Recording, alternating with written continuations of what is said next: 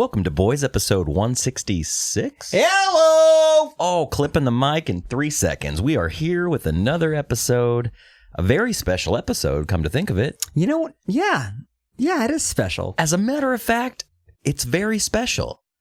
We're going to get right to that episode, but first, a bit of business.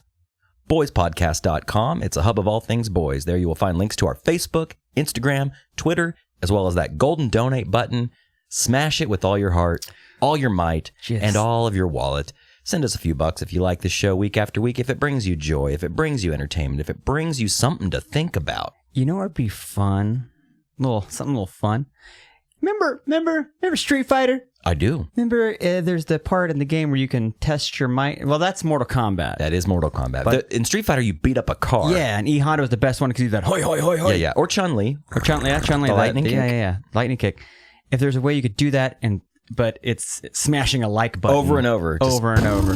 Yeah, and just like hearts and thumbs up flying everywhere. A rapid fire outpouring of love.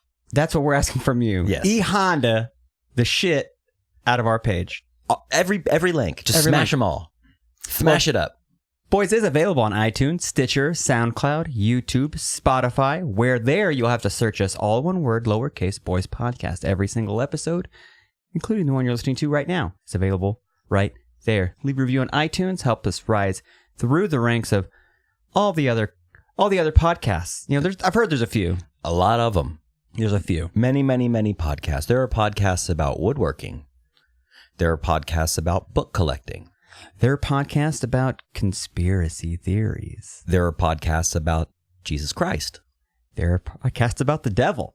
There are podcasts about murders. There's podcasts about resurrection. There's podcasts about erections. Is there a boner cast? There's gotta be one called the Boner Cast. And all they do is they rank the best, like, porn or something. Boner scenes. Boner jams. And then subscribe. Wherever you subscribe things, iTunes, YouTube, just subscribe to us. It shows that platform that you guys like us. Email us at boys@boyspodcast.com. Again, it sounds a little confusing. boys@boyspodcast.com. Mm-hmm. That's where you send the email. It's not boys at. Right. Boys at a good podcast. Boys at. Hey, that's what you'll be saying. Hopefully. I don't know. So far. Send us some feedback. Add your physical address into the email. We'll send you a little sticker pack. We got some cool shit. We got some buttons. We'll send them out to you free of charge. We'll pay shipping. Again, that's boys@boyspodcast.com. Thanks to our sponsors, Anthem Brewing. Another great crack for another great app. AnthemBrewing.com. Local makers of delicious beers. Tap room open. Check them out. Actually, right now, they're hiring for a tap room bartender. Hop on in if you need a job. Tell them boys sent you. They'll hire you on the spot. They will. Oh, you know those boys? You're in. You must be good people. You must be good people. Speaking of good people, Fat Bison. Oh, speaking of woodworking. He posted a picture. He does this thing every year with his daughter. He makes a handmade wooden sign for the first day of school. And isn't that just the kind of person you want to purchase things from? It's adorable. Check him out on Family Instagram at Fat Bison. Champion Vintage OKC on Instagram. Check it out. What is it? It's for all the first timers out there. Champion Vintage _vintage_ OKC. It's a local vintage proprietor, seller of housewares, clothing, shoes. I guess falls under the clothing category. Vintage cameras and things of the like. Check it out. Get you some. Lastly, thank you for those donations, those aforementioned donations, the feedback, and most importantly, the telling of a friend. Listen, people, boys and girls, old and young, we got to get the numbers up. We had a big meeting with corporate, and they lit their cigar with a $100 bill, and they said, we got to get those numbers up. Those fat cats, they sat us down. And listen, we're not going to sell out to the man. We're getting offers left and right. Yeah. But I don't want to be family friendly. I don't want to be policed. I don't want to kowtow. Exactly. I don't want to leave it up to the fucking bean counters out there to tell us what we can and can't talk about. So tell a friend. Please? We're going to get right to the show, episode 166, with special guest Sean Peel from VHS and Chill. But before we do that, I got to bring up something. What's that, buddy? Again, last weekend, on a work trip, went to Chicago, Illinois. I believe it's Chicago. Chicago. Yeah. Went there. Third time going there. Fourth time, actually. Third trip there. One time I was just passing through. The first 2 times I went, cold, rainy, dreary, sad.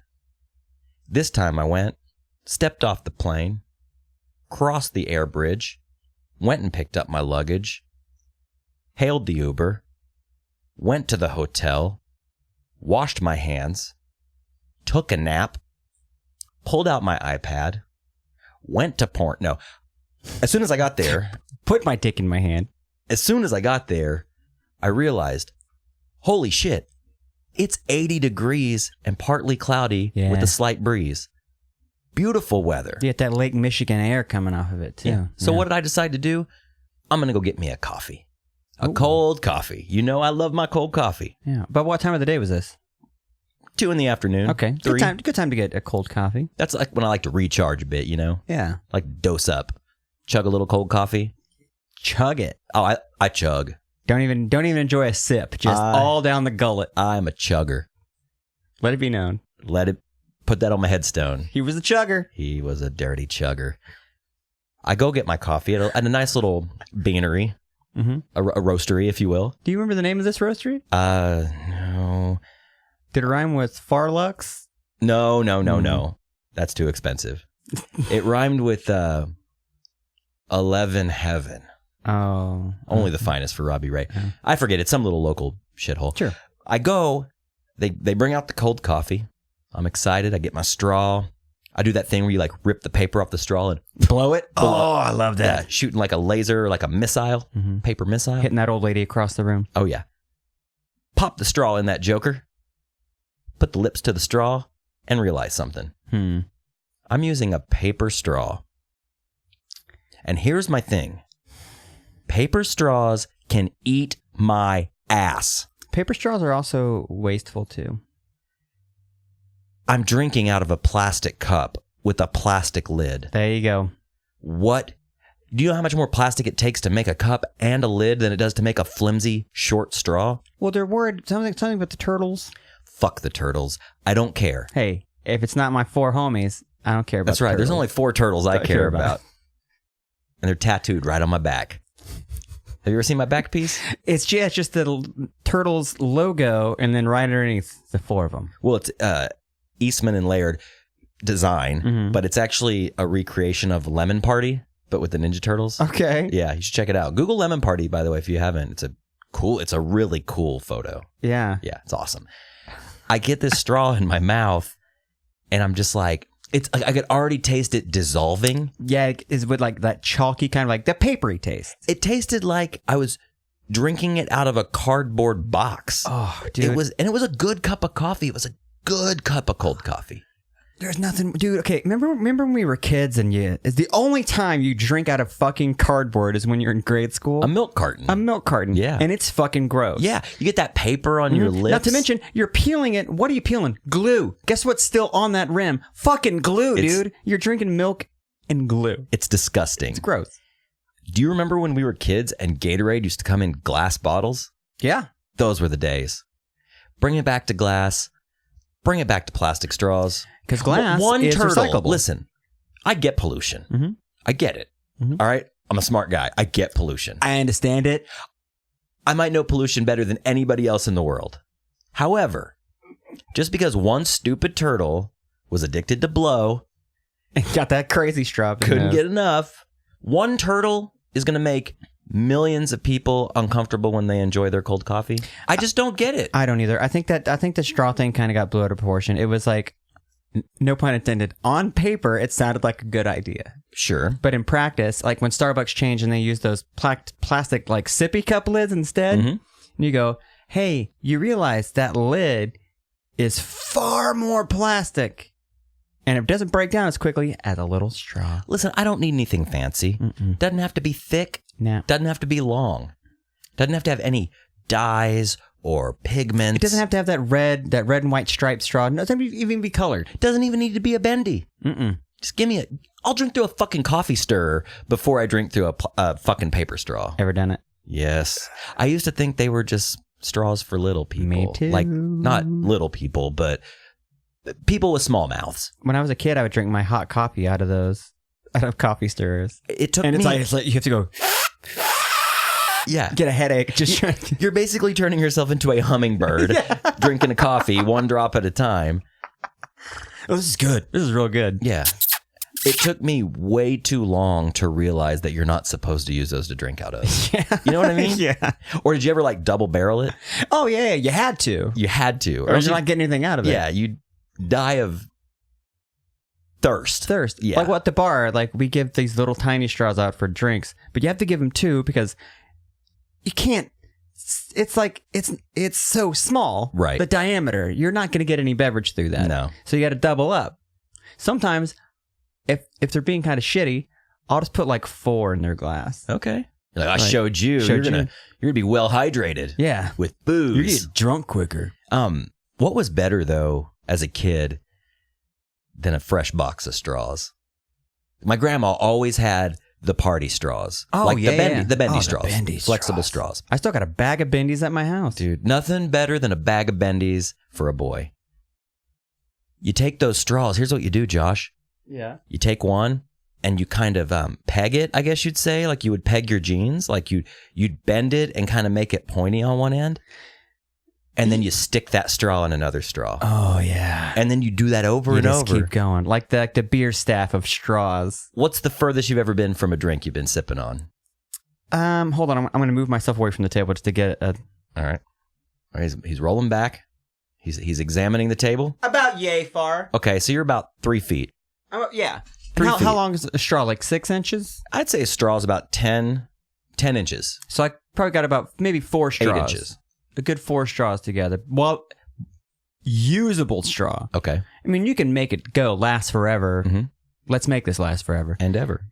But you're not going to you have to suck really hard, but there's no... The more you stick that straw in the other straw, you're the suckability factor goes down with each straw because you're tightening the circumference of each straw. True. And that's more it has to... I'm not a scientist. I'm a simple man. I'm a simple man. You know the longest straw I ever drank What's out of? that? About 10 miles. You're a lying sack of shit. I am lying. I'd say across the room. You serious, Clark? Never. I'm never serious about anything on this show. No. I'm playing a character. But across the room, you did. I'm not a right-wing idiot. Are you kidding me? No, not at all. You looking at my hat? My thinking cap. No, I love that though. Like, it was almost like, what were those called? Tinker Toys? Yeah, I was thinking Connects. Like Connects. That's what I was looking for, dude. Connects. Connects was like the smart kids' Legos. I never had a set. No, I had a friend that had a real nice set of Connects. Mm-hmm. I never had them. I was a Lego kid. I was a Lego maniac. I had a lot of Legos. Was Connects, did you also... I think Connects was the ones that...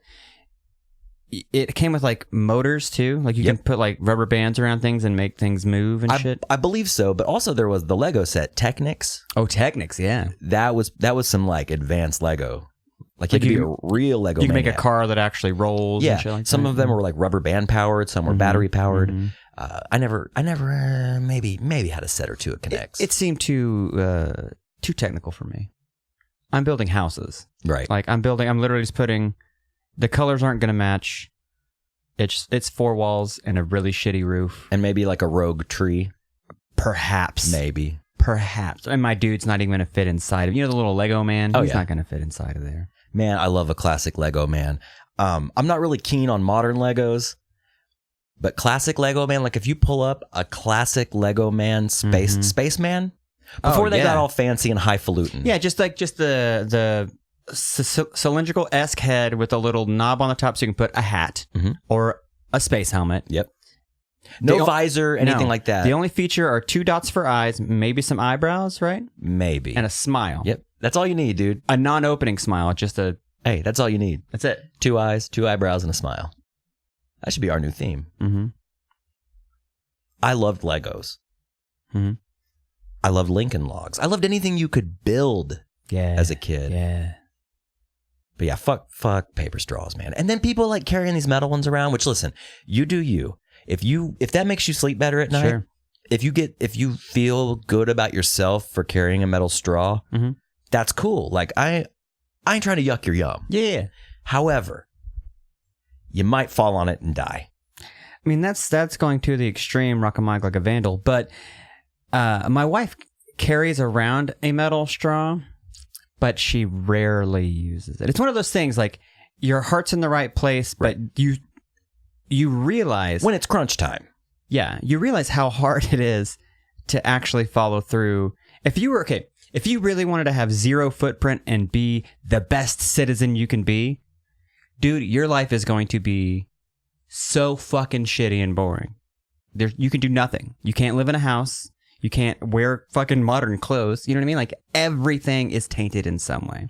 And I'm not saying that makes up for all the atrocities in the world, but you kind of have to pick your fucking battle. Sure. And if your battle is a plastic straw, then fight your fight. That's your fight. Shoot your shot, as the kids say. Yeah. No harm in that. Just not for me. And I should have the choice. Sure. You know, I like a good plastic straw. It's not my fight.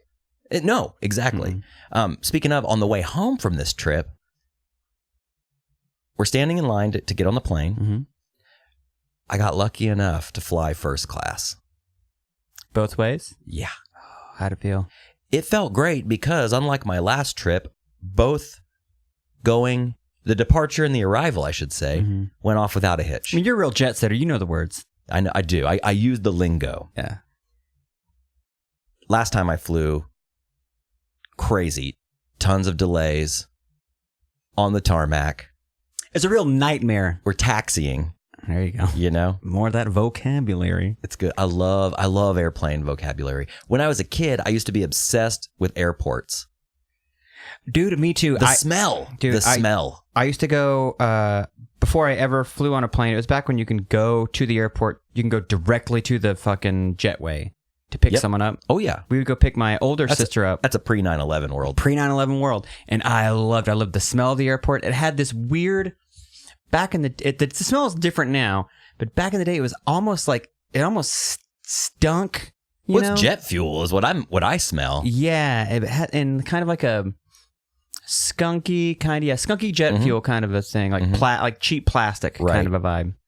I love it. In fact, back in the old Zanga days, my background was an airport. Yeah? I thought it was cool. I searched Google, or maybe it was Yahoo back then. For airports? For an airport pick.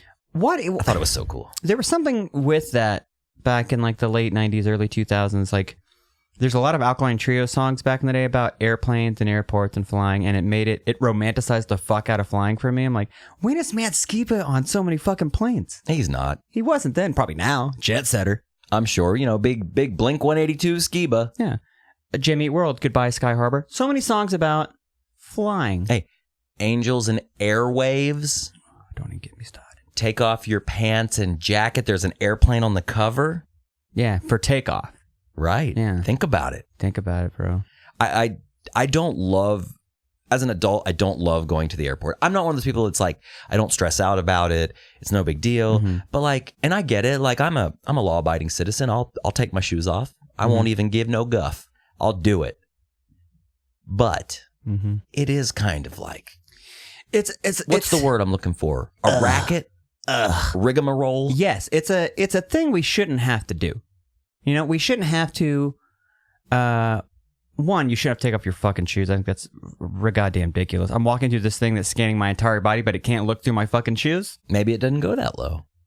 It scans your entire foot to stern to whatever they call it. Stem to stern. Right. Whole fucking thing. I don't know. Why do I take my jacket off? You can see through my jacket. What are we doing here, TSA? What's this all about? I got to take my laptop out and then open it up? Right. What if I left the browser open, Pornhub, and you see it? Yeah. I'm always nervous about that when I photo the laptop. I'm like, did I close the window? Please say I closed the window. I did that today at work, actually. I sent, Matt from fatbison.com. I sent him a picture of a naked woman today. It was like a joke response. He said something, and I sent him a picture of a naked woman today. And I went later to open my phone, and that photo, my browser was still up, and there was this beautiful woman, big breasts, and a huge dick on my phone. A well-endowed woman. Yeah, it was crazy. Yeah. So that was wild. Yeah, you never know. Always afraid it's gonna come back to bite me. Yeah, I do love airports. I've had this thought a lot. So I think why I hate going to the airport is because our airport fucking sucks. It doesn't suck. It's just small. There's not okay. I'm saying I couldn't imagine. I'm glad I get to depart from there. Right. If I had a layover at our airport, say you had a 2-hour layover, like, dude, what the fuck? Yeah. What am I gonna do here? Ain't even a fucking Cinnabon. Right. No, I think there is now. Yeah. It is small, but I will say this. You know, Robbie Jetsetter coming home from that weekend to work. When I land, I'm so glad to land in Oklahoma City because it isn't like O'Hare, or LaGuardia, dude, or LAX. There's one essentially Oklahoma City Airport is one terminal. It's a mobile home where people depart from. It's not going to take. You don't have to get on a tram to get to your fucking luggage. Like the Dallas airport, the Sky Tram or whatever it's called, the Skylink or whatever that goes around. That's crazy to me. I'm sure it's fun the first time you do. Like, oh, this is neat. Yeah, it is. But when neat. You're like in a rush and you're like, oh, my next flight departs in 30 fucking minutes. Can this train go any faster? Last time I went through Dallas on a trip, I missed my flight because we arrived a little bit late, and they were like, the plane was still there, but they had the doors shut by the time we and I've said this before, and I think that this is a Chris D'Elia thing, so props to him, but I think he said this, and if not, then I said it, but sometimes he's like, you know what's so bitch? Running in an airport. And I think that's a D'Elia, so all props to the man. That is kind of a bitch. But I think I've done it. Oh, sometimes you got to do it. You got to. And you the bitch. Yeah. But it is bitch when you see some middle-aged man just just booking it through an airport. Like, see, I usually just carry a backpack, so that's one. But still, running with the backpack is flopping back and forth. I mean, imagine that's how girls with the big titties feel. Yeah. But twice as much. Yeah. And on the front. Oh, man. Did you ever carry your backpack on the front? No. Remember when that was kind of a thing? I do vaguely remember that being a thing. Yeah. A very lame thing. Very lame thing. Off to one shoulder. Always off of one shoulder. I was thinking about that earlier, though. We'll get into this later because I have a question for Sean, our guest on episode 166, Sean Peel of VHS and Chill. We'll get to that soon. I remember when I heard of the group, the duo Crisscross. They make you jump. Their breakthrough hit, Jump, Jump. They wore their clothes backwards. They sure did. What if I told you I did that a few times? What if I told you that I did it a few times? Did you? I did, and I felt...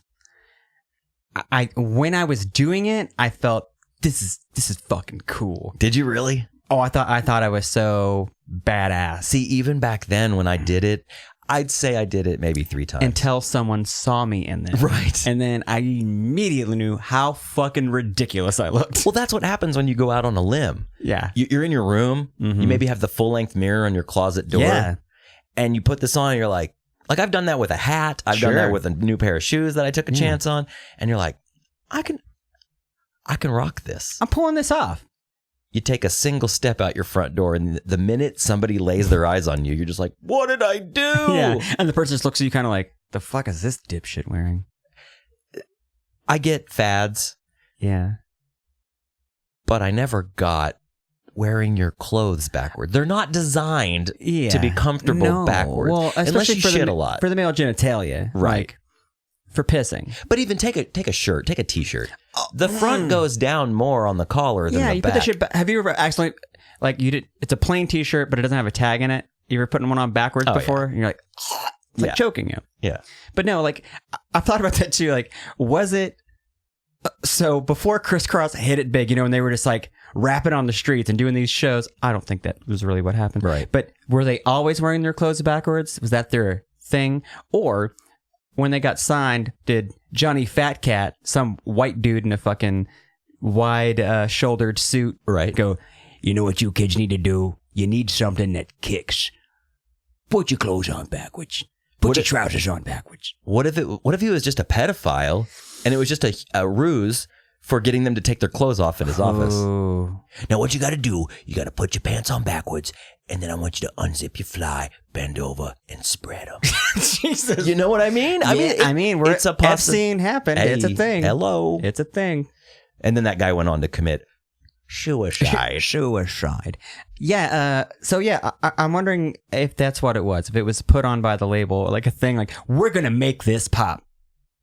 Okay, but they were the only ones who did it. I don't think any other artists tried to copy it because you can't really copy that.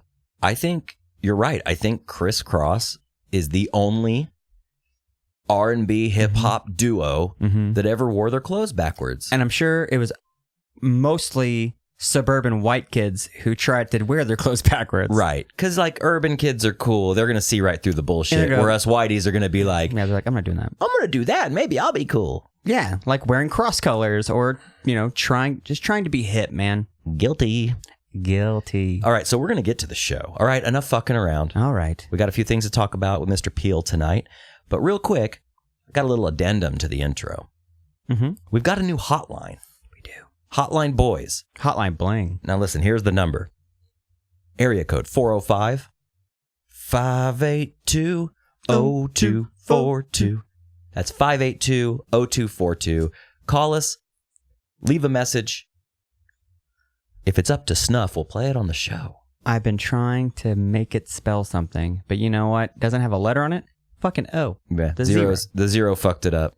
Fucking it up.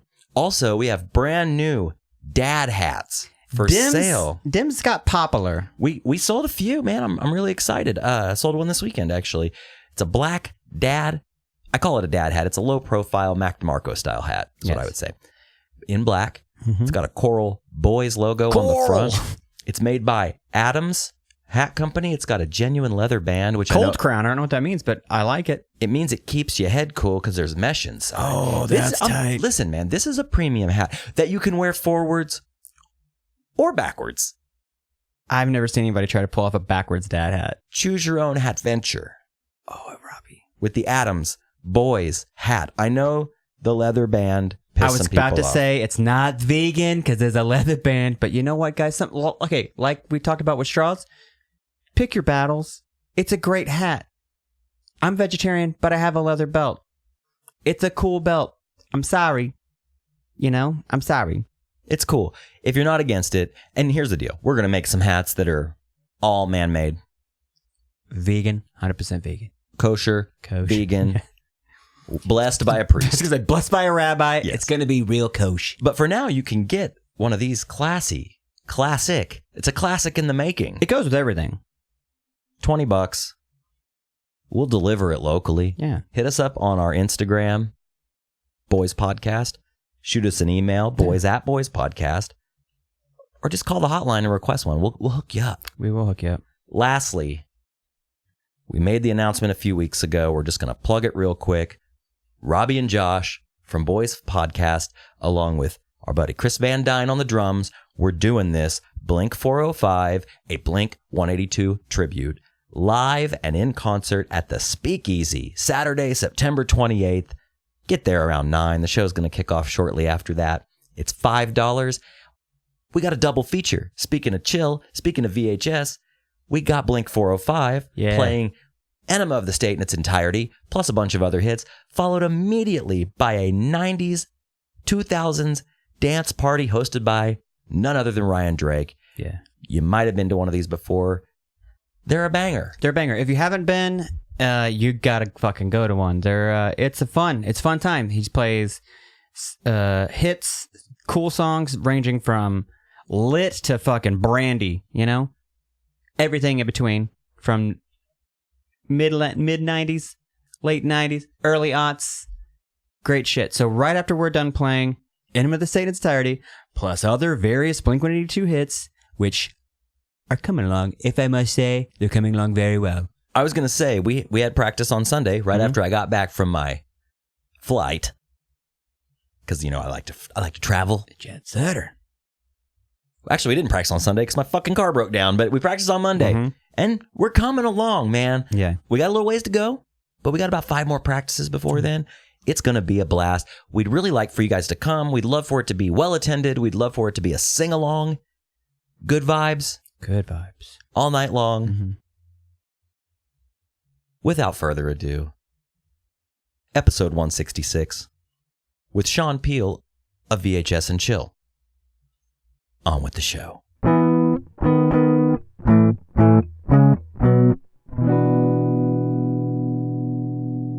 We're here with Sean Peel. Howdy. Welcome back. It's good to be back. Yeah, hey, Sean, so you're a two-timer. Two-timer. You know what I noticed when I was doing a little research? What's that? You were on episode 146. Mhm. This is episode 166. Nice. 5 months to the day. Yeah. Sounds Right? about right. 20 weeks. 4 weeks in a Oh, month. no, was it 126? You were 40 episodes ago. Oh, So it was 40? 126. Yeah, it was Whoa. 126. Time Yeah. flies It does. when you're a boy and you're doing Sure boy does. things. So we're going to kick things off. You have some stuff to promote. So we're going to talk about that first and foremost. Right on. I'd love to chat about this. First of all, we've got VHS and Chill's Weekend with Jeff Film Festival. That's Friday and Saturday, August 23rd and 24th. Free 99. That's right. It is no charge to anybody. It's free 99. Now Anybody. tell me what this is. Tell me what it's all about. This is our 2-year VHS and Chill anniversary. So we've Happy been doing anniversary. This, well, thank you. Mhm. We've been doing this for 2 years now, public, just out and about. And the first show we ever did at the IAO Gallery was an evening with Jeff, and we watched 2 Jeff Goldblum movies. And we had like the TV wall there. We had VHS TV VCR combos on pedestals, all showing different Jeff Goldblum movies. And I figured 2 years after that, we should revisit that idea of an evening with Jeff, turn it into a weekend with Jeff, and turn it into a VHS film festival. Incredible. Seems to be the hot thing to do. The kids are doing these days. Well, you know, he's got there's a lot of movies to choose from. Yes. Yes. His repertoire is... How long is it?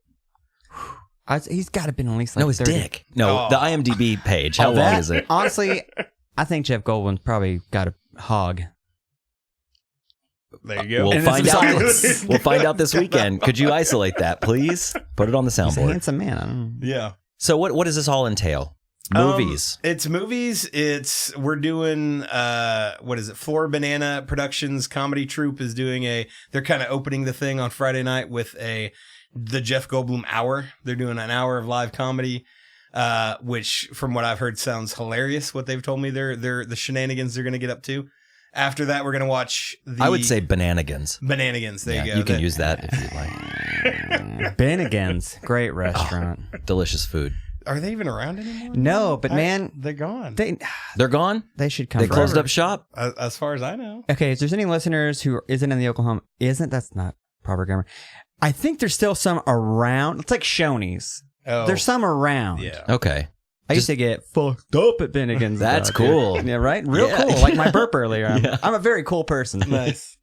That's cool, man. I'm glad you're doing this. It's free. Oh yeah. There's no reason not to go. No, yeah, we've got movies, we've got free comedy shows, we've got live music from the Savoy Trio, a local jazz band who is awesome, and we'll be playing some sweet Jeff Goldblum because he has He's in a his jazz own- band. He's in a jazz band. Yeah, he's a pianist. Jeff Goldblum and the Mildred Snitzer Orchestra, I did not know that. which is named after his grandmother. Okay. So And where is this at? Where's this going down? this is at the Paramount Room. All right. We've got upstairs, downstairs, the bar, and the theater Nice. for all of the events. You got a real spread. Yeah. We just kind of took over the place for 2 days, or an evening and a day. So I'm excited. We've got those shows. We've got a video game tournament from the Oklahoma Retro Gamers Society, playing some Jurassic Park video games, classic for the win. We've got some prizes.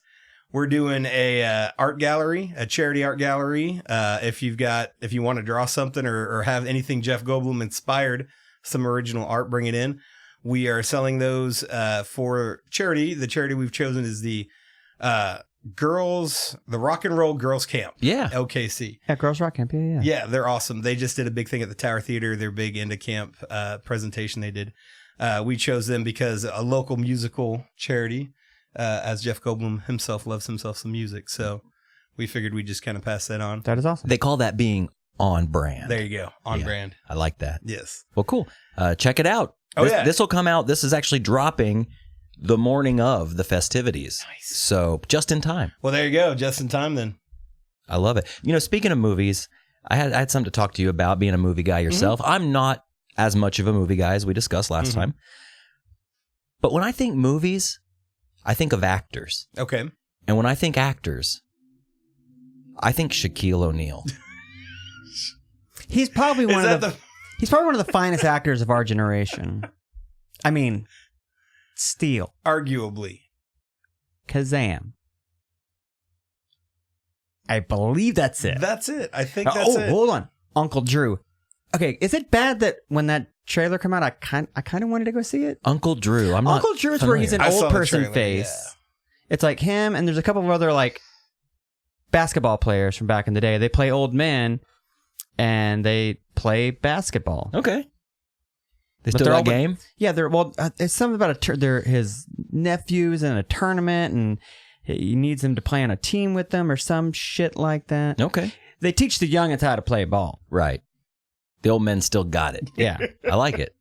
I'll go see it. I didn't see it. I don't know if it was. I believe it's rentable. Oh, it's rentable. Or streamable. It Even came out better. like 2 years ago. It's on Crackle. There you go.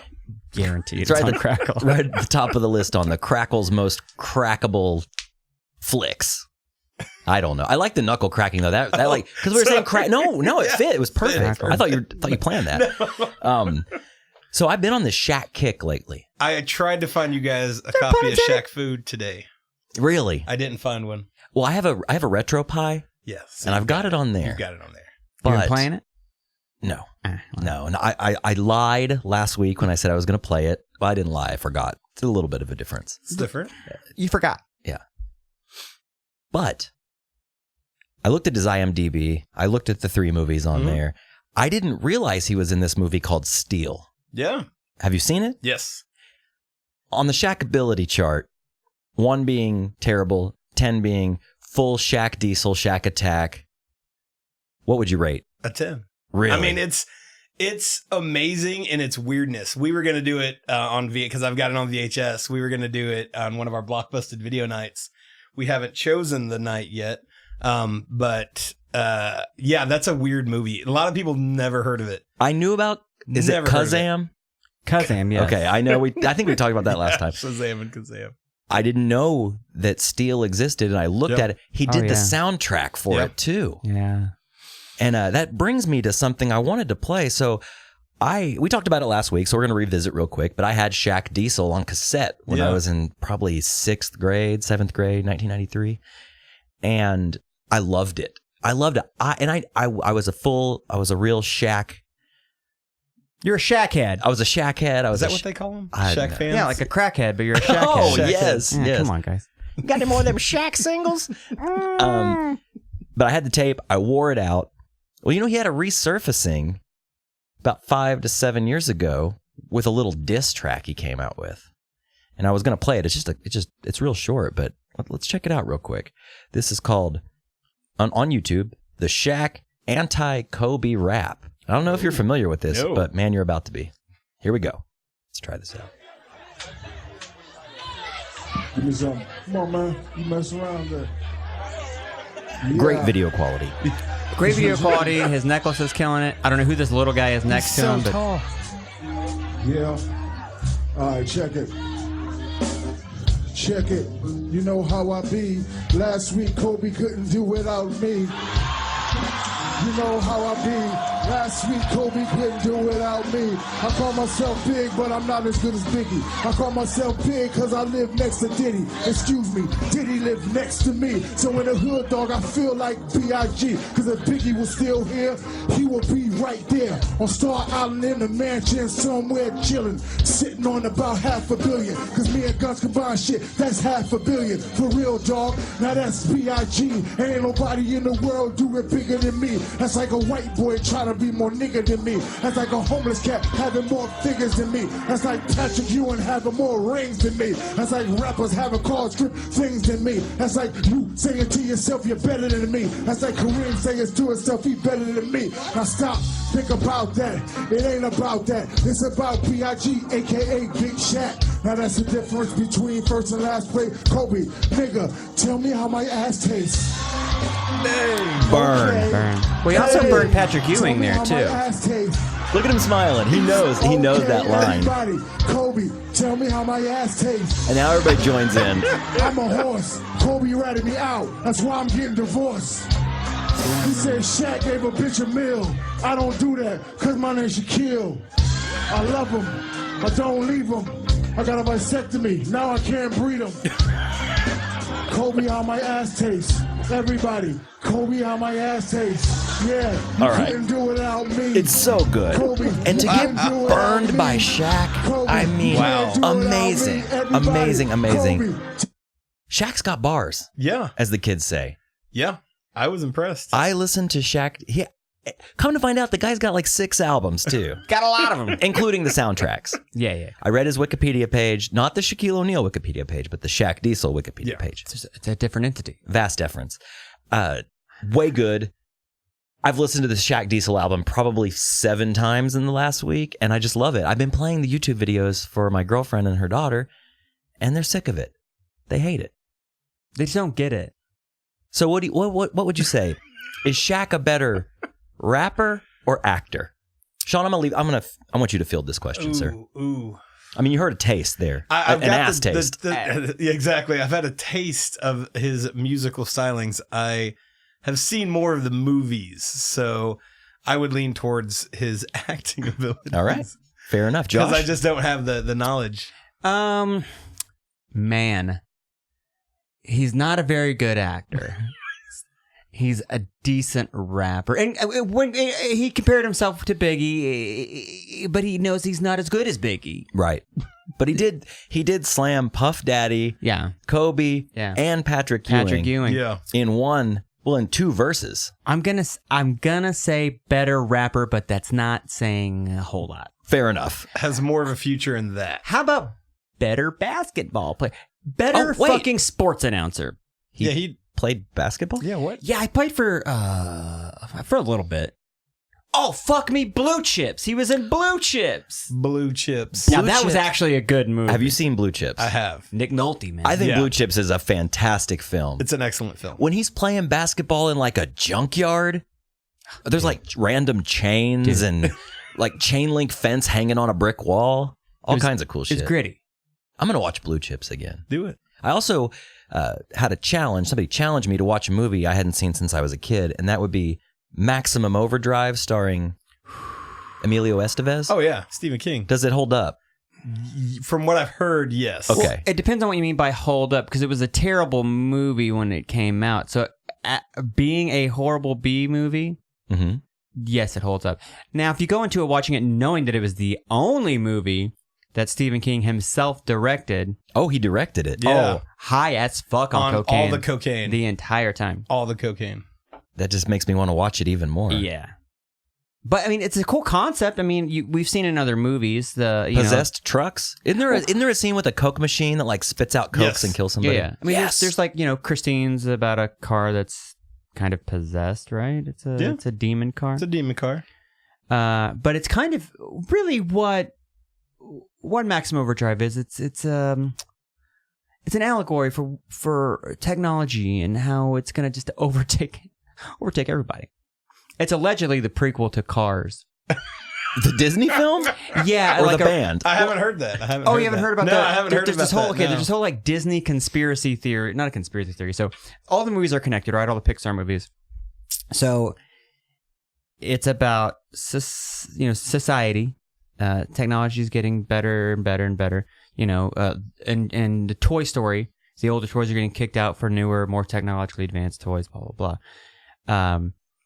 And then in WALL-E, we see that we've destroyed Earth with our consumerism and had to go to space. Well, the theory is that years and years and years and years and years and years after WALL-E, cars evolve and become sentient, and that's what cars... They're all in the same universe, which I kind of get it.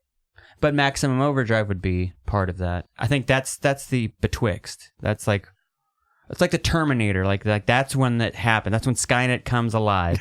Is Maximum Overdrive. We got a real conspiracy theorist Apparently, on yeah. this. Listen, I'm telling you what it is right now. Doing a deep cut here, man. The cars are going to come to life. Transformers is it's a premonition. They're not going to come from space. It's going to come from within. Hollow Earth.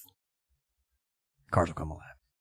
So, Sean, what besides gearing up for the weekend with Jeff? Gearing. Okay. Oh, wow. Gears. Cars have gears. Wow, that was a stretch. Yeah, stretch limos to car. Oh, my sorry. God.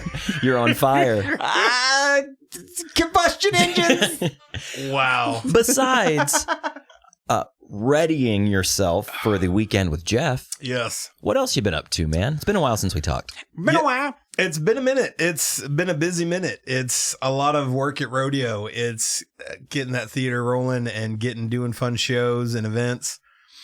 And then the VHS and Chill stuff, which has grown to like 5 shows a month now. And Yeah, it was like once a month, right? it was once a month and at like the Speakeasy. And that was it. And now it's like 5 different shows a month I do. And next month I just added 4 on top of that. 9? Yeah. 9 shows in a month. On But- top of your job. Yeah, on top of my job. Now, the thing is, I've realized that's a little bit of, that's a lot. That's a lot. So you're stretching your it's stuff out a little bit. Then. So I'm working on the VHS and Chill A team right now, putting together a crew. Okay. Got some cats wanting to host some of them shows and show the videos they want to show on VHS. And Now, will this be all under the Sean Peel umbrella? Yes. Will you be like, what's the guy from Inspector Gadget? The Claw. The I mean, Claw? I was going to say Claw? like A-Team. Like, yeah, like the A-team. Okay. Well, we'll go with A-Team. That's about it. although I can't think of any of the names but B.A. Baracus. That's Yeah. what I can think of. But so I'm looking into getting some cats together to help do some shows and do their own thing and, kind of get into it. And I've got some prospects and some deals going through. So I'm that way I'm not doing every show, which is nice. Yeah. And then we can get a little more variety going and some other people kind of do the thing they want to do, which may be a little different than what we've been doing. Right. But also sweet VHS fun. And if you have another team kind of taking a crack at it, you can kind of spread your metaphorical wings and kind of go to different venues. Different people know different people, There might be avenues you haven't thought to go down that somebody on your A team might say, hey, man, there's this place that is a really cool place to do movies. So are you guys still doing the second theater for Road? Is that still... Oh, the other 2 screens? That's still on the agenda. I mean, we're still on the other side of Langston's. The plan is to get 2 more screens over there. Yeah. Once they break ground and start building that building over there, they'll put us over there and we'll have a whole new concession stand, a whole new thing. And since your last time you were on here, you started the Blockbusted video too, right? Yeah, I wanted to talk about that. I thought that was super cool. Yeah. And what did that entail? Like, how did you get into that? Blockbusted video was not my creation. It was a person named Kiva over at the IAO Gallery who she put together a showing, and I heard through the grapevine that somebody else was doing some VHS stuff, and I was like, hey, wait a second. There's only room in this town for one VHS guy. Yeah. For one tape. So I had to roll up and be like, what is this? What's going on? She was doing Blockbusted video at Gallery, which they would pick a movie, and then if it stunk, they would boo it and get a different movie out of a bin and then watch that until they booed that. And then they would just kind of just go through a box. Okay. And it was a blast. Like, it was a fun time. But either something came up with her and she couldn't do it anymore. I think she did 2 of them. And when it came around to the Paramount show I was wanting to do, I was trying to think of a name. At the Speakeasy, it was just a VHS and Chill, presents, just kind of a showing like that. And I wanted to kind of get a little brand on it. And I kept coming back in my brain to Blockbusted video, but I wasn't going to just swipe it. I wasn't going to just, take it. So I hit her up and I was like, hey, I know you haven't done one in like 6 months or whatever. Like, is it cool if we bring that back? If we bring it back to life and give it new legs? Like a different branch. Yeah. And she was all for it. She's been to a bunch of the shows. She loves it. And that is where we watch a movie, usually a really bad movie. Yeah, and Mystery Science Theater. Yeah, and we rip it apart. We Steal. I do the intro before the show where I go, hey, this is Blockbusted video. We play on our phones. We're loud. We make noise. Yeah, this isn't a viewing experience. This isn't an art show viewing where everybody's be quiet. Right. Yeah. And we watch terrible movies and make fun of it. And everybody has a blast. I mean, we've had great times. We did have a lady come in and she missed the intro. And she was like 30 minutes late, and we were watching RoboCop 3, as one does. Sure. With the worst of all of them, ripping it apart. And Peter Weller. not Peter Weller. And this lady in the middle of the movie just stands up and screams, everybody shut the fuck up. I can't hear the movie. And we all were like, oh shit, like what? Like we all got real quiet. Like the whole place shut down. And I was like, I realized she'd missed She the didn't intro, get it. and I'd never seen her there before. And I came over to her and I was like, hey, this is Blockbuster. I told her all about it, and she was like, oh, that makes a lot of sense because I couldn't hear the movie. Right. But we were like, did she come to like RoboCop 3? Yeah. Like really set Oh, to no, screen it? Like she was very serious about everybody shutting She up. saw an event page for it and was like, I haven't seen RoboCop 3 in years. Yeah. It's my favorite movie. She shut us down. This sounds like a real great time. She had like the flashlight in her mouth taking Oh, notes. she's so excited about it, and you ruined And it. we did. But she got into it. She started laughing and making fun of it with everybody. But man, that 30-minute mark was just terrifying because I could imagine. it was hilarious. Yeah, Dude, we've that's awesome. I brought it up to you about doing a Boys Presents VHS and Chill night. Let's do it. All right. Put him on the Yes. spot. I like it. I know. I want to do Tommy. I think Tommy Boy would be the appropriate You did. one. I remember that. I'm down. Yeah. Down with Tommy Boy. I love Tommy Boy. I mean, we talk about it comes up a lot on the show. Let's do it. It's a great one. We can rip it apart if you want to, or we can watch a really bad Adam Sandler one, which there's a lot. I to choose choose Tommy Boy over a bad Adam Sandler movie. I think Tommy Boy is the perfect marriage of cheesy and funny. Like legitimately funny. Maybe even a little thought-provoking. Oh, it's deep. Yeah. The hero's journey, the classic hero's journey. Classic. I love it. I love the idea. We'll have to talk about it off the air. Absolutely. Plan So it. what's the little thing you have? Okay, so Blockbusted is that, Yes. and then you have the little what would you call that? Like the newspaper stand thing that you Oh, put the free Blockbuster. Yes. Free Blockbuster, yeah. We built one of those for the Plaza District, a free Blockbuster. It's that's from a cat in California who has like 3 or 4 of them already. And I'd like the idea, and I thought of the idea, and that was one of those things where I was like, oh, I should do a thing where I put in a mailbox, I just fill it full of VHS tapes or a newspaper stand. And I was like, this is the greatest idea. I just thought of this. I'm the only one that has ever thought of this. This is my idea. And then, of course, in this day and age, you go, wait a second, maybe I should like Google this before I go saying I'm the greatest. Like I invented it's on like Donkey Kong. Like I thought I did in high school. I thought that was mine. Really? Yeah, I thought that was mine. I was telling everybody that, and people were like, Well, I guess no. if Like you- I was like, no, it's on like Donkey Kong. Like that's mine. That's awesome. I said that, and they were like, no, dude, that's been around since like the 70s, bro. Like or forever. It's Whenever like, no. Donkey Kong came Yeah, out, it's like that wasn't you, man. I was like, I've never heard it before, and I thought it was the greatest thing ever. But you did revel in that moment of truly thinking. I'm thinking that it's on like Donkey Kong. Oh, Yeah, yeah. have you ever had anything like that? That something pops in your head and it's so fucking good, and you're like, yeah, This is it. and then it turns out, oh, it's totally already a thing. Yeah. Dude, there's nothing Yeah. worse than that feeling. Oh yeah. I mean, like I said, I Googled it and I was like, oh, free video store, VHS, blah, blah. And the first thing that popped up was freeblockbuster.org. And I was like, oh, cool, guys got it. And I was like, wait a second, I'm going to hit this guy up. I'm going to talk to him. I'm going to say what's up. I'm going to be like, hey, you want to expand to Oklahoma City? And the dude was all for it because he's local. And he was like, Oklahoma City, what? Oh, okay. Like, and he sent me the stencils and the images and everything. And we collabed and built it to, kind of, he helped me out with how to set it up and how to find a good spot for it. And we found Dig It in the Plaza. Yeah. Is the It's a perfect great home. spot, yeah. Perfect home for it. They love it. And I go by every week or so and I love opening it and just everything being different. Yeah. Like it's full of tapes or it's empty. I've seen it like 3 tapes in there and I'm like, oh, I've got to go home and grab some, fill it up. And I come back, there's 12 more tapes in there. Yeah. So it's being DVDs. used. Oh yeah. I put a VCR in there. Yeah. I Like a whole remember that, VCR in there with a sticker on it. Like, hey, when you're done, bring it back. I haven't seen that again. Right. But Somebody got a cool $3 Yeah. from Cash No. America. I saw when you posted that, and I had the idea of like, dude, you see VCRs all the time at Yeah, they're thrift stores. Like, Yeah. like maybe that's just something you do. Like, just get it and put it in there. Like, Yep. You probably don't have a VHS player. Yeah. Your little Sony 13-inch combo TV with the VCR, probably don't have that anymore. Oh yeah. Yeah. Ooh, that'd be a good thing. Well, it probably wouldn't fit in there. No, you put Those on little combos, those are the coolest. The coolest. I always wanted one when I was a kid. I never had have one. Tons of them in my market. I collect those. Like if I see a combo, I test it. It works. It's mine. My sister got one for Christmas, and I was so pissed. Like, it's 2 in 1. You're so lucky. You're so lucky. That reminds me of going to the thrift store. Like I have a, not to brag, but Humble brag. but I have a really nice high-end Sony VCR, Yeah. like a later model Yeah. one. Forehead, Forehead. auto tracking, Yup. VCR Plus. All the bells and whistles. So what does VCR Plus mean? It was a thing where you could put a number in it, and it would know how to program your VCR to record. The TV guide had the VCR Plus codes, and if you put that in, it would know exactly what channel to record and what time. Like pre-TiVo. Yeah, nice. It was the pre-TiVo. That's slick. That's slick as fuck. It was awesome. But yeah, it's a really nice Sony VCR, and it came with the original remote, which they just don't make them like they used to. For instance, here is a high quality, higher brand remote for this our display here. Yeah.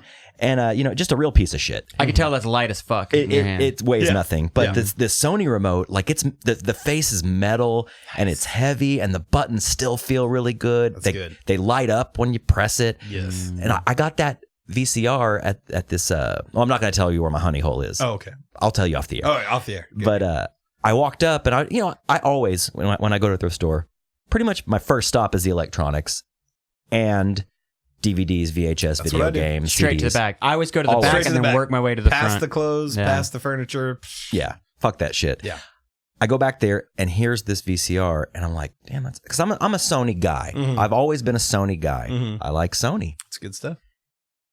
I go back there and I see this sitting on the shelf, and it was almost like there was a rainbow coming out of the sky, like shining on it. There was nothing around it. Just right there waiting for you. It looked like a meteor that had hit the earth. It just blasted everything away from it. And I go up and look, and I'm like, damn, that looks clean. And I go up to it and I pick it up. It's in perfect shape. It's not even dirty or dusty. I open up the flap and look inside. Gotta check that flap. Yep. Gotta check the flap.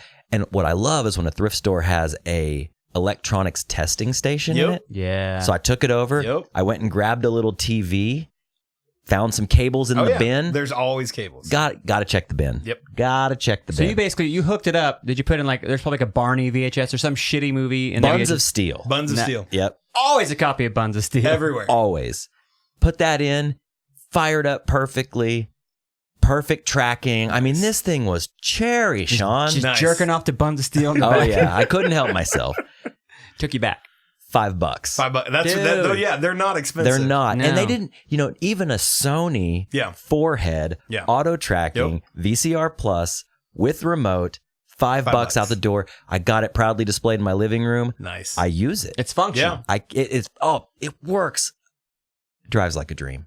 I love it. It really does. However, when you find one of these TV VCR combos, see, I'd love to find one of those. Oh, I got this Sony Trinitron Wega, which is supposed to be really good for vintage video games, retro games, whatever. Yeah, gaming. And, it's great. But if I could find a cherry little Sony combo, VCR TV combo, I'd nut. I'd be so happy. I just got Dylan one. Really? I saw that one. Dylan asked me to find him one, and I was like, give me a week. It took like 2 weeks, because I kept finding broken ones. But I found him a nice cherry TV VCR Am combo. I wrong? Dude, that's awesome. The Sony Wega TVs, did they not, when they first came out, were they not combos? A lot of them were, They had the DVD VCR combo in the TV. Yeah. You see a lot of those, and a lot of the time the VCR weirdly doesn't work. The DVD player will work fine. Really? The VCR is all jacked up. That's interesting. Yeah, this one's just a regular Trinitron Wega, but it's got, what's funny is that TV is old as fuck. Yep. But it has a ton of hookups on the back. It's got like the digital in. And that one actually has an HDMI on it. Yep. I'm like, this must be one of the first TVs that has an HDMI. Yeah. And I fire up like anything from PS2 backwards. So like PS3, PS4, Xbox, 361. That's all newer.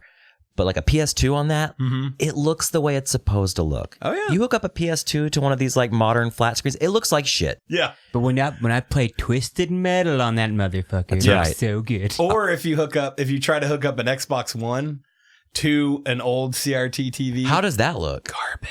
Really bad? Because I've got the TV wall, and it's got an Xbox 360 on it that we use to watch, stuff on the internet, YouTube, Vudu, Amazon, whatever. We watch Crackle. Stuff. Yeah, Crackle, of course. We had it because I love watching movies with a billion commercials in them. So we decided to watch we tried to play a game. We're like, let's put in like one of the Modern Warfare, Call of Duty, blah blah blah, whatever. And we tried Borderlands. We tried a bunch of stuff, and it was, you could barely play it. The problem was all of the text is too small and blurry. You can't see your hit points. Right. Can't see your health bar. Can't see enemy health. Can't see waypoints on maps. Like, you can see the screen and what you're shooting at, and you can jump and fight and stuff, but As far as like any kind, like if you went into a menu to like level up your character or whatever, garbage. You can't read anything. And how does a 4:3 TV handle a modern widescreen game? Does it letterbox it? The movies or the games? Like a game. It usually goes too big. Like it just the sides are cut off. They're just gone. Okay. Like it is. Yeah. It is not formatted to fit your TV. Not formatted for your TV. I always love that when you put a movie in, like when you rent a movie, formatted this for is your formatted, TV. like you could like, what does that mean? Pan and scan. I hate pan and scan. It's all too. like jumpy.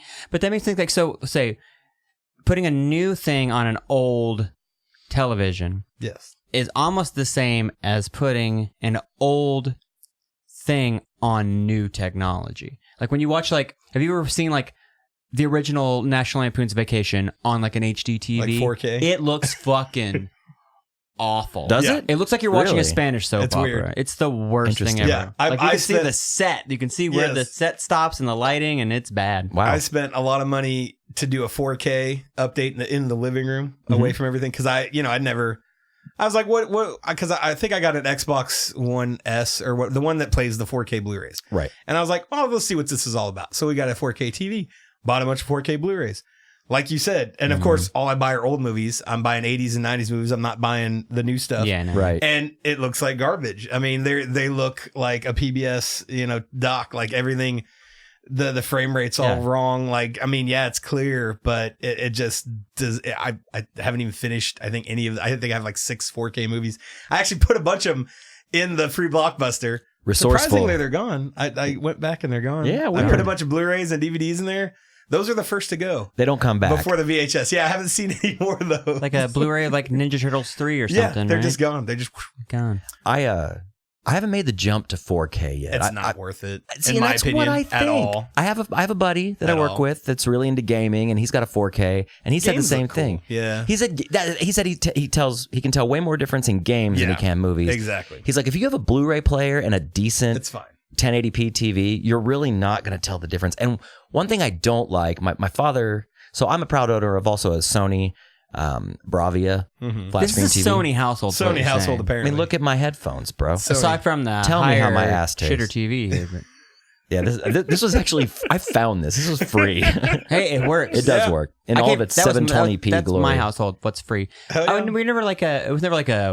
I'm a JVC man, and it's Panasonic. Usually, This is a Zenith family. God damn it. So okay. So what are the top? There's Sony, JVM, Panasonic, Zenith. Are those like the top? Magnavox. I don't know anymore. Was Philips is up Magnavox there. I loved when the Philips? Philips Magnavox came I had together. Philips Magnavox yes, stuff. that was what I Well, used to play my PS2 through back in the day, and it kind of looked like that one. It was the flat screen, but that's very deep, and that TV weighs like 105 pounds. I almost broke my fucking neck trying to get this in this room. Yeah, it was a heavy TV. I feel you there. So but bad. it's got handles built into the side of It it. does. It does. The latest project I've done at my house with old stuff was I went on Craigslist and found an old 80s like entertainment center, like a big wooden entertainment center with the frosted glass, Nice. the shelves, beveled like glass. all that stuff with the little handle and the little doors that open with the magnets. Oh yeah, the magnets. I found one of those magnets for like $10. Nice. The dude threw in the TV as bigger than that, a giant old CRT and a VCR. And what I did was I hooked up the Xbox to it. I hooked up my HD DVD player. I hooked up my CED player, the beta player. Hold on. What's CED? CED is movies on record, on vinyl. Whoa. It's like capacitance, energy, electronic discs or something. They came out before Laserdisc. They look like a vinyl record, but it's got a movie on it, and it's garbage quality. They're awful. I imagine it's like an old acetate, like. And the screen will move. Like You play it once and then it just dissolves. It'll jiggle and shake as you watch it. Like their CEDs are wild. And I think I have like 3 CED players. Some guy gave me his whole collection of movies, like a couple hundred CED. Like they come in these giant cartridges. You slide into the player, the size of a Laserdisc, and it clicks, and then you pull out the cover and case, And it keeps it in. the vinyl, the record, because you're not supposed to touch it.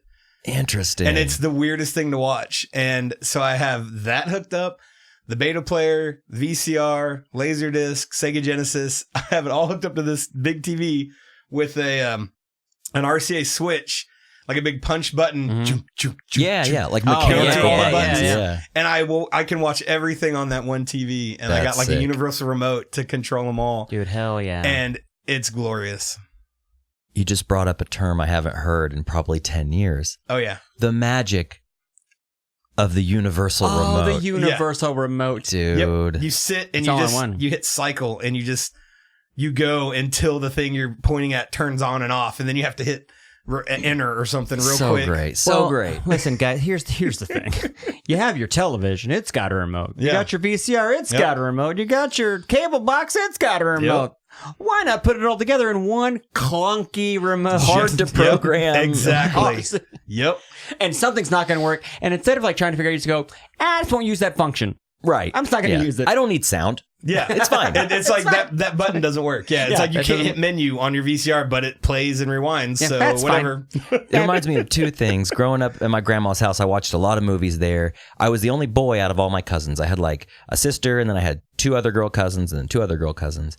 The only boy. So I watched a lot of chick flicks. And I don't mean like Sally Field.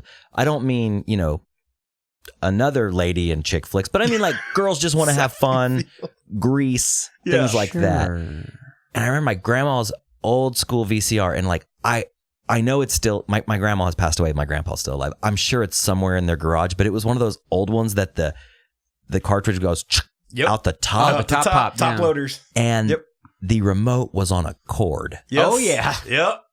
So sick. And it was only long enough. You had to literally stand in front of the TV. You were standing in front of the TV. You might as well just push the fucking button. Yeah. It's like when people, I remember back in the 90s, early 2000s, somebody'd drop a bunch of money on a car stereo with a remote. Mm-hmm. Yeah. And I'm like, you're sitting in your car. Yeah. Who is the guy that has that? That's very weird. It's more trouble to find the button on the remote than just to reach up and turn the knob or push the. Yeah. It's like crazy. I have it. Like today, I was doing it in my car. Like I could change stations with my hand on my wheel.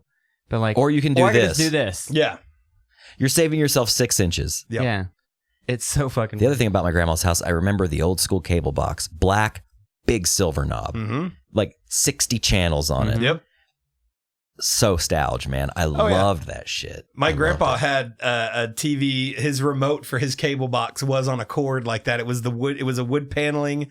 It had 13 buttons for the channels, and then it had a toggle that would be 10. So you'd switch it to the 2, switch it to 3, and it would give you like 30 or 40 channels. Was the toggle like Atari-like in nature? It was a rounded knob, yeah. and you would just, and then you would hit the big buttons. And we would fight over that at my grandpa's house in Tulsa, like trying to get the cable to change the channels. Dude, okay, so my, like, I don't know how to word it. It's not my my white pony, the thing that I'm chasing. But man, anytime I see a beautiful wood console TV, I just get so nostalged out. Like just a giant. It's a piece of furniture. Well, what happened? That was going to be my question. I'm glad you brought that up. Whatever happened to wood paneling? It's gone, man. I loved it though. That was one of my very first Speaker in the email addresses was woodpaneling@aol.com. And I thought it was so cool. I was like, yeah, man, because back then it was retro. Yeah. Now it's like ancient, you know? But a nice console TV. It sits on the floor, which is weird. It's like, why do you want to stare at the floor when you're sitting in your That's what living we had room? in my house. We had a wood console television. Did it have glass on top? No, but my mom put like doilies on it. So you do the wood console TV with the doily, and then your VCR on top, or your DVD player on top. And Maybe the a cable candle. box. Yeah. Oh, definitely a candle to the side. Or a bowl of potpourri or something. The bowl of potpourri. That's so mom. Dude, that's my mom. You know my mom. That's totally awesome. so mom. Your mom is a mom. My mom is a fucking mom. And then on the side of the TV, you'll have like either like a little magazine, right? It has like TV Guys or the newspaper or something in it. And you can never hook your Nintendo up in the living room because it's too many cables. It looks... Don't want to burn that screen up either. You do not want to burn that No. screen up. You've been playing too long. Like, that's not how that works, but okay. I've found TVs that have had stuff burned on them when you turn them on and you can see the outline of like a video game. Yeah, like, but that's burn. some asshole kid who fell asleep. Just left it on. and just with left the it on title for screen days. on. All the yeah. time. Yeah. I remember getting regaled as well. My mom was such a bitch that instead of letting me play my Nintendo Bart versus the Space Mutants on the nice big Curtis Mathis, Yeah. Good game, dude. Great game. she she was such an asshole. She went to a garage sale and bought me like a 9-inch black and white piece of shit. One of those that you can hook into your car, DC jet? It was what do they call those? It wasn't a Walkman. Oh, it was a Sony. They call a Watchman. I think is what it was called. Yeah. Black and white with the RF adapter in the back. Oh, she boy. made me play Kirby's Adventure on a black and white 9-inch television. That's cold. You might as well just buy me a Game Boy because that's what it is. Pretty That's much. cold. Yeah. She hated me so much, she That's so bought me cool. my own television. That's so cool. That bitch. God rest your soul, Mom. I've grown. Yeah. I've grown since then. I can afford Sony televisions. But my dad's Sony, what I was going to say earlier, it has that fucking weird motion blur shit on it. Yeah. Are you a fan of that? No. What's Who motion? is? What's Who motion is? blur? I don't know. So you've never seen a TV like in Best Buy where the movement's just kind of weird? It's like a little too real. It looks like a soap opera. Yep. Have you never seen that? No. I think that's a frame rate thing. Next It's time we weird. go, Yeah. Next time we go Best Buying, Show me. I'll point it out to you. We like to go to Best Buy sometimes. Dude, I haven't been to a Best Buy in so long. Dude, talk about nostalgia. It's still like they've updated what they have, but it's still the same fucking... It is. Yeah. As a matter of fact, I just picked up a new pair of Sony wireless noise canceling headphones from Best you Buy go. last week. I was doing some traveling. Mhm. I like to fly. You do. First class. So I was like, I need some real noise cancelers. For these whiny, bitchy kids sitting behind me. Yeah, the plebes behind me. Plebes, whatever. Plebes, right? Is it plebes? I think it's That's plebes. how I- Plebeian. that's Okay, plebes. yeah. No, I hope I it's picked not a some racial up. term. My old one's broke, so I was like, I'm gonna upgrade and get me some noise cancelers. One of the best purchases in my life. Nice. I use them at work. I use them around the house. They really work. Awesome. Sony quality. I love it. You are a Sony. You're just selling yeah, he's Sony. a Sony This shill. episode brought to you by you're a Sony. fucking Sony. Let's shill. get fucking sponsored by Sony, dude. Dude, I'm an Sony. innocent guy. Sony TV VCR combos. Hey. Yeah. He's stuck in a trap where mountains come. Oh no. Well, guess what? We'll be right back.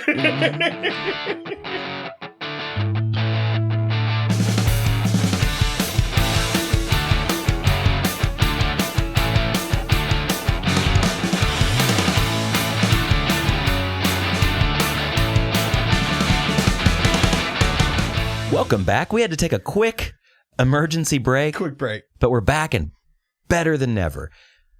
You have something. I heard you guys talking 2 or 3 podcasts ago, Mm-hmm.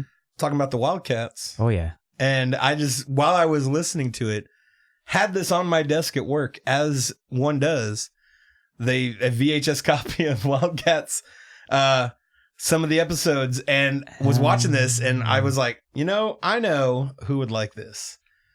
The boys. Can I take a look at Oh, it? yeah. Dude, that Thank is you, awesome. Sean. Thank you, man. Always bringing the gifts, Sean. Dude, this is killer.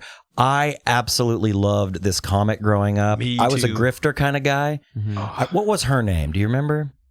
Lady in red here? Zealot. Zealot. That's right. Yes. I had a couple of her one-offs as well. Pretty hot. Really? She kind of... That white hair. That's a thing now. White hair and like the high waist or the high rise. Yeah. We're going to pop this in. We're going to sit it up here right by our Do it. OG VHS and That's Chill, right. which we show every single guest that comes over. It's awesome. That's a real talking point in the boys studio. It's Thank super you, dope. Sean. That's badass. Thank you. I got to tell you what I did. A friend of the boys, Dylan, Mhm. I did his podcast, and he told me, admitted afterwards, that he had thought, he knew that you guys got such a sweet, sweet VHS gift. And he was like, oh man, what is Sean going to bring to the Creepos? Like what cool thing is he going to make for us? And I was also at the same time thinking, what cool thing am I going to bring? So I show up with a box full of 4 Locos. Yes. There you go. His look of disappointment on his face. You brought him a headache. And he was basically. You brought me... The thing where he kind of looks yeah. around you like, oh, that's the funny gift. Like, what's... Oh, Is right. it behind your Like, back? where's Right. we get a VHS thing too, right? Yeah. Oh. So, okay, who's this character Which that one? looks like fucking Shatterstar?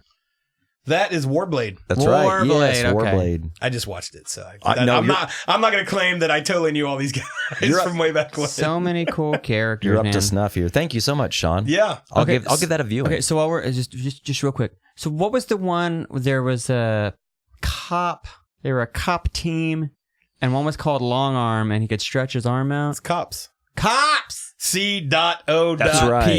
That's right. It was some kind of acronym or whatever the thing is. It stood for something totally like early Crime 90s. operational prevention something. I don't even know what it was, system. but yeah.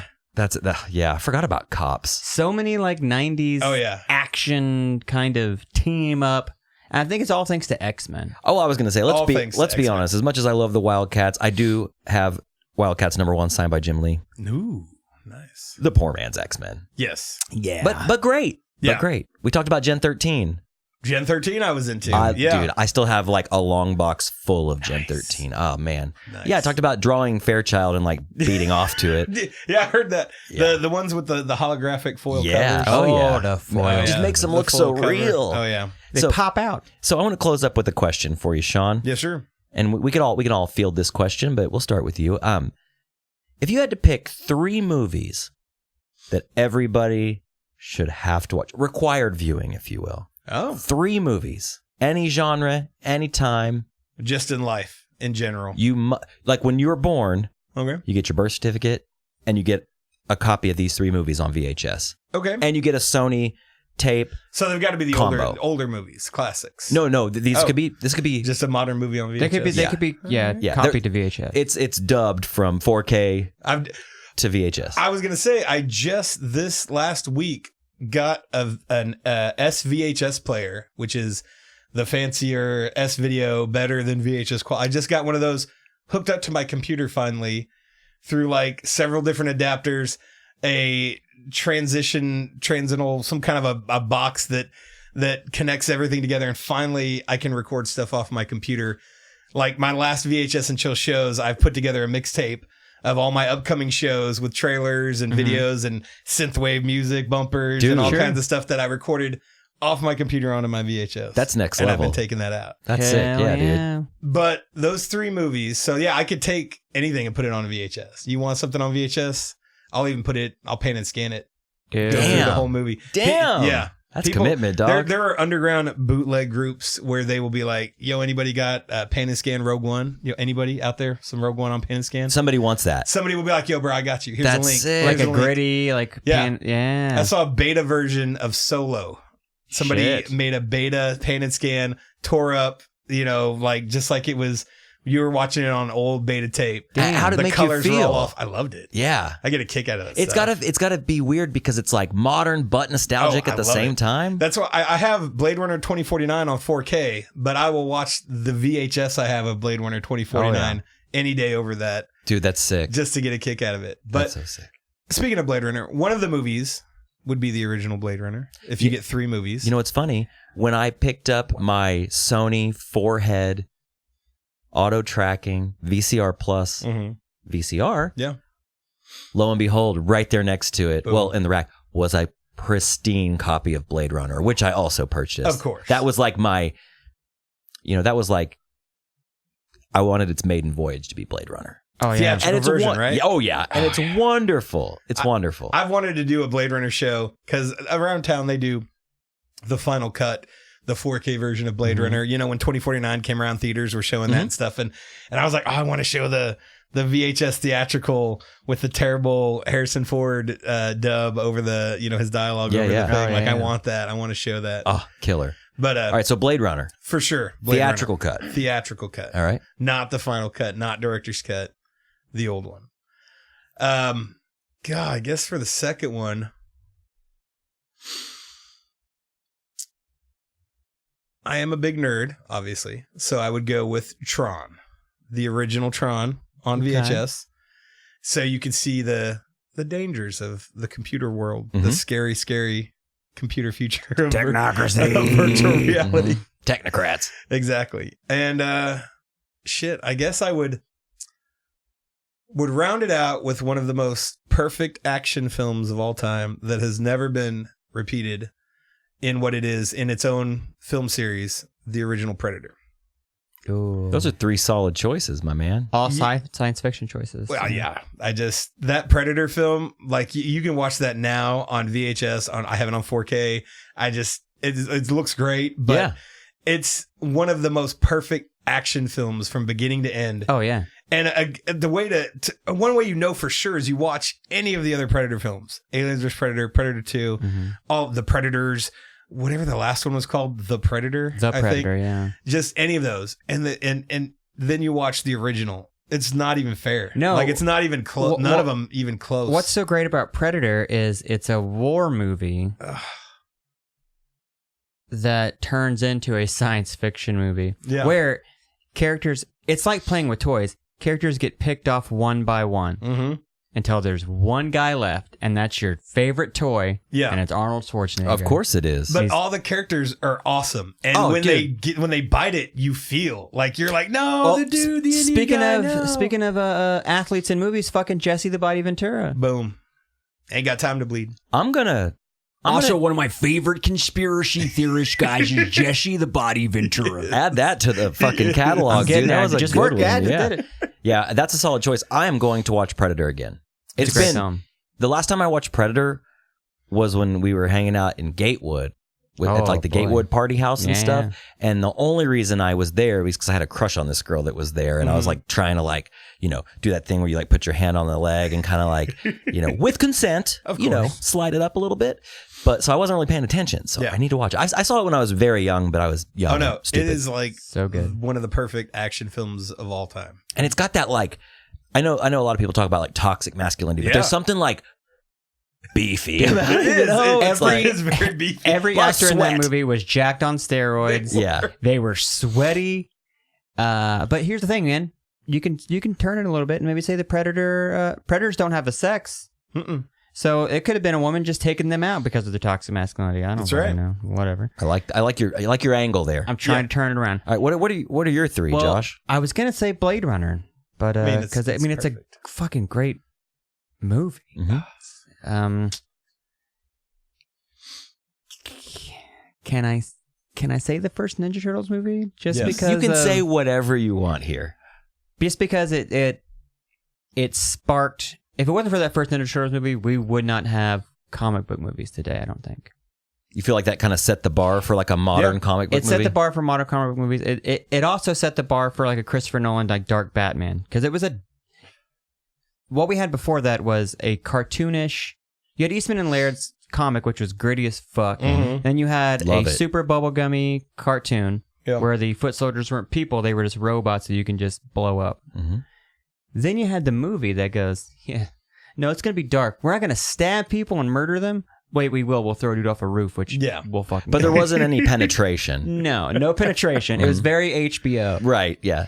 But the it was Skinamax of turtle films. But it did talk about how the foot was like brainwashed teenagers who were just, So I love that movie. It's almost a perfect example of how to adapt a different medium into a movie. Like to make a film adaptation. Exactly. Right. From, from comics or from cartoons to a perfect film medium. Like it's like up there as one of the best adaptations of anything. It also shows like a gritty New York, like a pre-fucking Giuliani New York.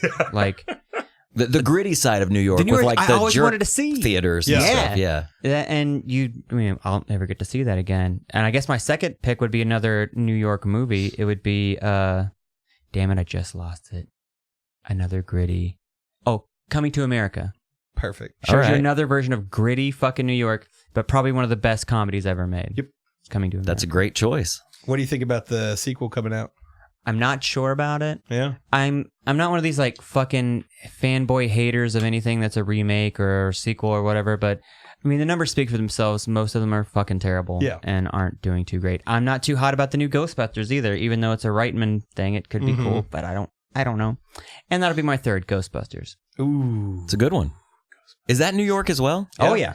All about the New York. 3 New York picks. I like it. That's not bad, man. I like it. Those are good picks. I would go with, and I preface this, not really the biggest movie buff, but I likes what I like. I would say, I would have to go personally with Forrest Gump. Yeah. I know there's naysayers. Well, you're a Gump head. I'm a Gumper. Oh, Gumper. I'm a real Gumper. I just think I love that movie, A. B, I think it's cool that it spans this time and there's all this pop culture reference in it and great music. There's a love story. There's AIDS. There's AIDS. There is AIDS. Well, and it also that's the first movie to incorporate that kind of technology into a movie where they put him in different times when he shouldn't. Yeah, I mean it's a great film to me. Secondly, I would say okay, so that's kind of serious. So secondly, I would say Big.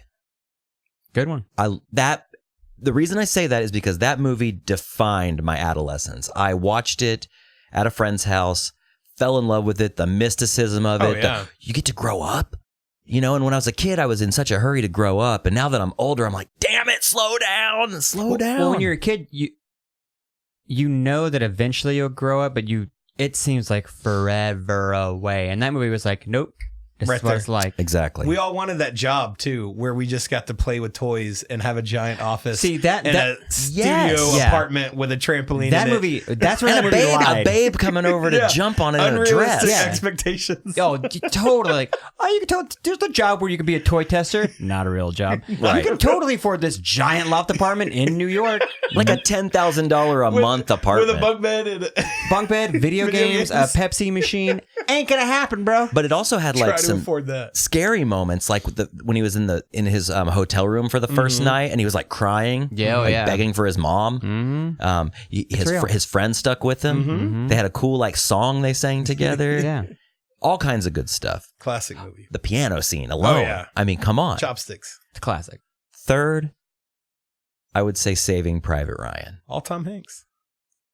I'm a big Thom head. So I'm a New Yorker. You're a Tom head. I do love You're Tom a Hanks. Tomcat. I get Wildcats. I get it. I was always hoping. So I feel like without Saving Private Ryan, there may have never been the series Band of Brothers. Well, yeah, they're all this. It was Tom Hanks produced all exactly that stuff. Yeah, and I loved Band of Brothers.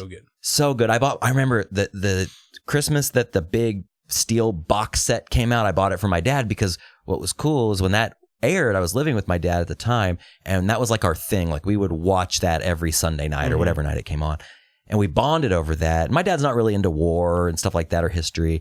I mean, kind of, but as much as a normal dad would be, I guess. But we had this really great bonding experience over it, and like if I had a son, like I would love to have that same kind of experience. Oh yeah. Did you watch the DVD or the VHS? We had it. I bought it for him on DVD. Okay, yeah, because I have the VHS box set on my shelf. Man, oh yeah, is it It's big? Gigantic. Yeah, it's a Foot Locker. I have that and the Pacific on VHS. It literally spells out Band of Brothers. Yeah, like that's how big. Dang. So yeah, those are my three. I know they're not the be all end all, but I mean, Saving Private Ryan was one of the most amazing films. Like you said, you had a bonding moment with your dad.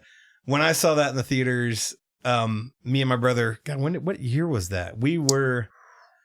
Gosh, young, 98, 99, something like. I think I think 90. I mean, I was definitely still in high school. I feel like I was in high school still. And I remember during the opening, the big the D-Day landing, all the explosions and the people getting ripped apart, and we were at Tinseltown watching it, and me and my brother were the youngest people in the whole theater.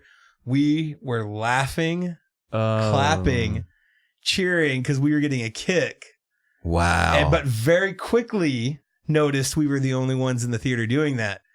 Looked around, the whole place was staring at me and my brother. All these people, all these old people. Yeah. All these old people wearing their old veteran fatigues. Yeah. We sunk down in our seats like so quick and shut up. And we were like, oh shit, this isn't like funny. Because we were just kidding. We were just, oh, that dude's arm got blown off. Yeah.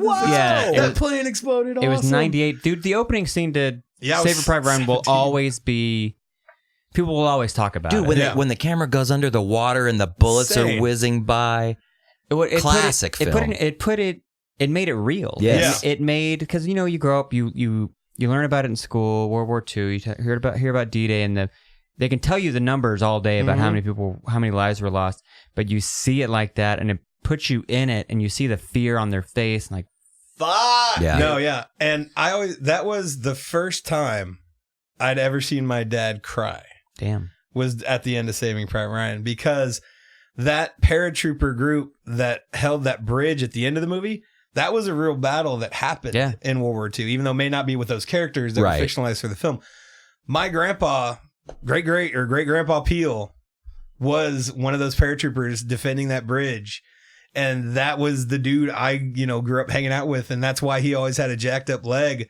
was because he got blown off that bridge, Shit. landed in the water 7 days before they found him, and they toe tagged him and hossed him up with the bodies Wow. until somebody realized my grandpa Peel was alive. And that was when my dad, I talked to him afterwards, and he said he'd always heard the stories from his dad of World War II and what he went through. But he said Saving Private Ryan, he got to like experience it. Like for him, his dad was like one of the dudes running around on that bridge. Well, it just amplified the story and made it even more real. And I'm sure it just struck a nerve with him. And like I said, that my dad's a very somber man, and I'd never seen, tears. But he was like weeping at the end of that. And me and my brother, we were freaked out. We didn't talk to him. We just kind of like walking back to the car, just like, oh shit, Dad's crying. What the fuck? Like, right. And then he explained it to us later, and we were like, oh. Also, we were total assholes at the beginning. Yep. Our bad. Oh, you were kids. Yeah, we were like, damn. That reminds me of like anytime I go see a movie to this day, there's that really cringe, awkward moment of like, let's say Josh, you and I go see a movie. We're going to go see Avatar 2, right? Right. Which is my honorable mention for fourth best movie ever. We walk out of Avatar 2. You walk out of the theater, you throw your cup away, you throw your popcorn away, and you hit the door, you're outside now. And then you do that. Who's going to say it first? So what'd you think? You know that like it's like we don't need to talk about it right now. Let's let it. I like to let a movie sink in after I watch it, and that whole token like, what'd you think? I'm always the first guy. I don't do that. I do the like, you take that last sip, you basically throw an entire full cup of Coke away because you're not going to drink that much fucking Coke. I don't want to have to take a piss break, man. Nope. Right. So, and I always go, it's pretty good. It's pretty good. Yeah. It's good. It wasn't, and that's not trying to incite a conversation. Just like, well, it's kind of like, you gonna say it's pretty good, or what'd you think? Right. That's kind of like this podcast tonight. Yeah, it's pretty good. Pretty good. Pretty good. Pretty good. Sean, thank you so much for coming by, man. Yeah. For those listening, VHS and Chill's Weekend with Jeff Film Festival this weekend, as in today. No, it's actually August 23rd and 24th. Well, when it gets released. Hold on. Earlier I said it was this weekend. This actually comes out the week before. Okay. Yeah. Redacted. For some reason, I thought that was this Friday. Okay, that's great. That's even better news. Yeah. More time to submit art. Yeah. More time to clear your schedule. Does this come out this Friday? This comes out this Friday. Yeah. Well, for some reason, I thought it was then I'll just shout out the Star Wars show. Do it. We're doing it Rodeo. Star Wars, the original. New Hope. Okay. On the big screen for the first time since like the 90s. Okay. Lucas is letting everybody show that. We've got about 30, 40 tickets left. I mean, it's selling out quick. That is Friday, August 16th. Yep. That is 8 this p.m. Friday. 8 This p.m. Friday. Right. We've got the 501st Legion showing up dressed up as Hell characters from the movie. dude. We've got that R2-D2 here in town that dude drives around, remote control. Yeah. We've got giveaways. He was that was in my friend's wedding. That guy's awesome. Yeah. Well, we'll be sure to include that in the podcast description. Right on. All that good stuff. Right on. Sean, thank you so much, man. Thanks for the gift. Thanks for being you. Always. And we'll see you next week. Bye.